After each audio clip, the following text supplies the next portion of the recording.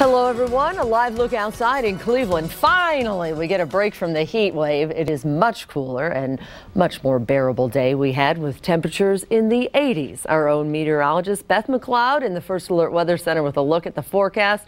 I love that you're saying it's going to be cooler. I say bring it on. Yeah. Cities from the Midwest to the East Coast are starting to cool down finally after days of deadly triple-digit temperatures. But as the temperatures drop, damaging storms are popping up.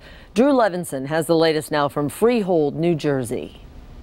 In Licking County near Columbus, frustration at an all-time high for many people who have been without power for 9 days now.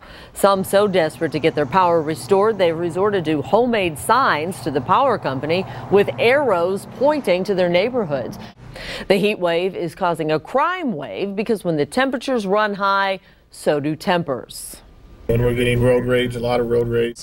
Northeast Ohio, not the only area feeling a cool down. Cities across the country, as a matter of fact, are feeling relief finally after days of deadly triple-digit temperatures. The heat wave we experienced blamed for 35 deaths in the Midwest and East Coast, including a 4-month-old baby from Indianapolis left in a hot car on Saturday. The cool down, as Beth told us, expected to last through the week. Investigators trying to solve yet another murder mystery in Cleveland. The victim found in a minivan right next to a church. Here's 19 Action News reporter Bill Saffos with the details. Appropriately enough, after 2 murder stories, there's this. A Cleveland community came together tonight to put a stop to that senseless violence in the city. Last week, 27-year-old Keshawn Stratford gunned down on West 67th and Denison. Well, tonight, his family, friends, and people who want that violence to stop came together and held a vigil in the victim's honor. Still no arrest yet in this one. And we've learned of a break in the case with a team of jewelry store thieves caught on tape. And now a nationwide connection as well. Ed Gallagher shows us in a story only on 19 Action News.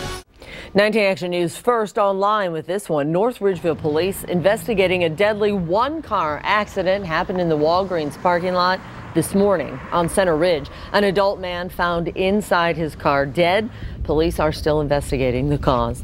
To North Royalton in a possible hit and run. On Saturday night, police were called out to State Road and Oak Ridge Drive and found an injured cyclist. The man later died at Metro Health Medical Center. Witnesses say they saw a black Chevy in the area at the time of the accident. No word if that driver actually hit the cyclist, but if you know anything, give police a call if you would. A new law that will require more safety measures on tour buses across the country is now in effect. A man is recovering tonight after he was hit by debris, get this, from an exploding parking meter. It happened in Seattle.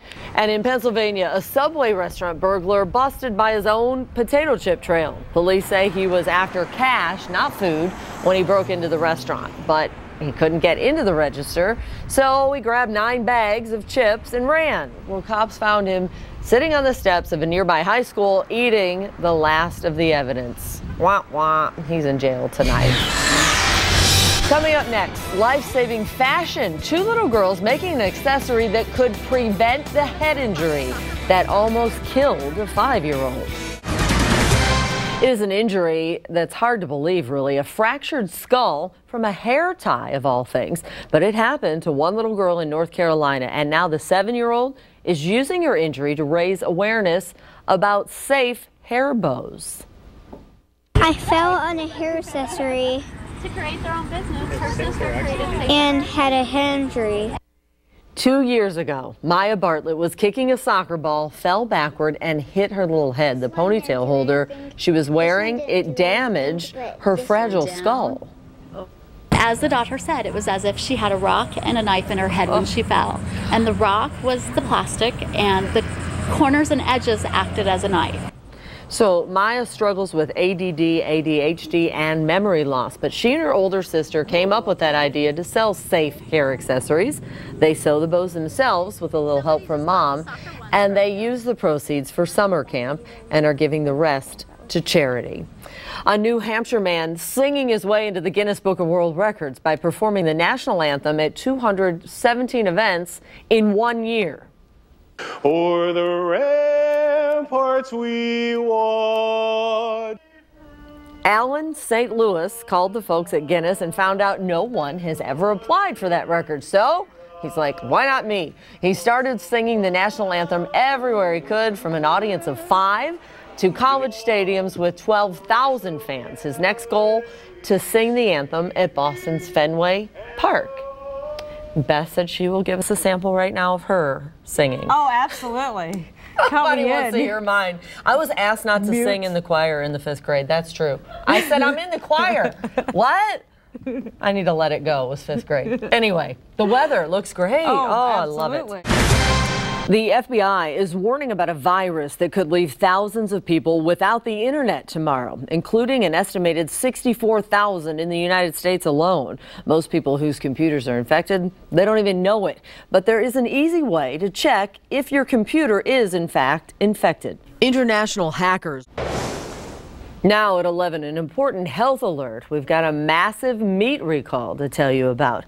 Before you sit down to your next meal with your family, you'll want to listen to this. More than 300,000 pounds of meat being recalled that could be on your plate or in your refrigerators. The questionable meat mostly in the form of ready-made frozen meatballs that are sold to restaurants in large cases. The USDA just announcing the recall of the products made by Buena Vita. It's out of New Jersey, but it was the Ohio Department of Agriculture that detected a possible listeria contamination in their products.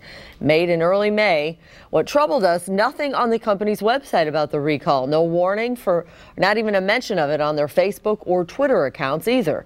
No reports of anyone getting sick from it yet, but heads up, it is a Class 1 recall, which means if you eat this meat, it probably will get you seriously ill. If you're interested in the exact product types and numbers, you can go to the Scene on 19 section of our website. And when the USDA releases a retail distribution list, we'll be sure to post it there as well.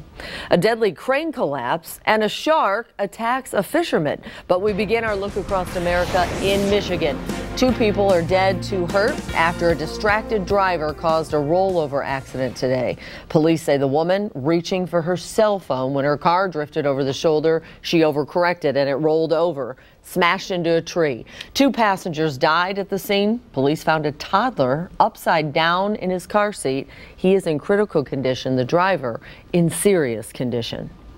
We heard a loud, just metal just hitting the ground.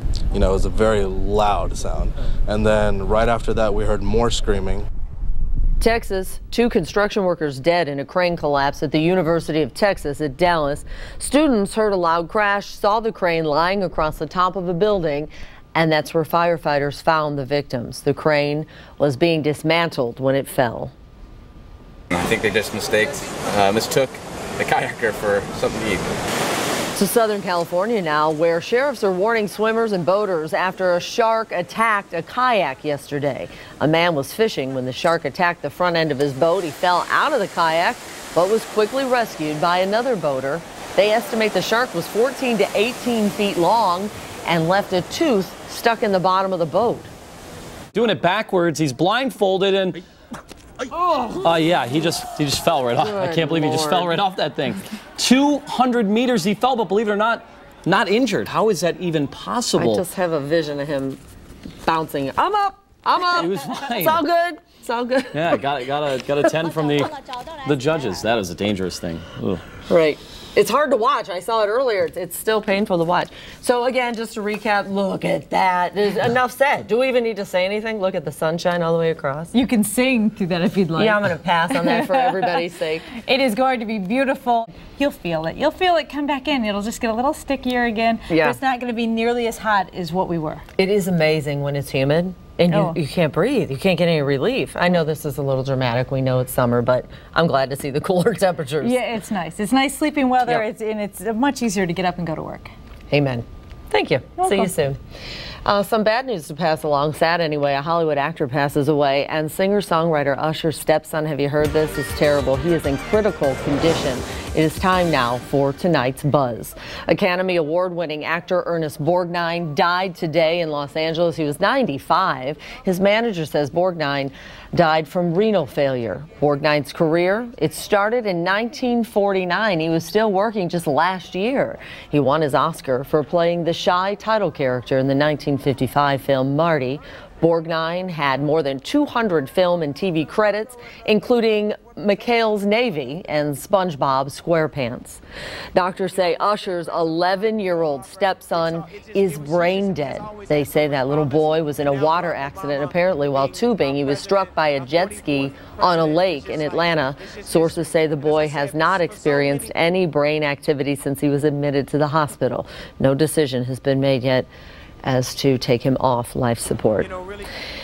And did you hit up the movies this weekend? The Amazing Spider-Man scaled to the #1 spot at the box office.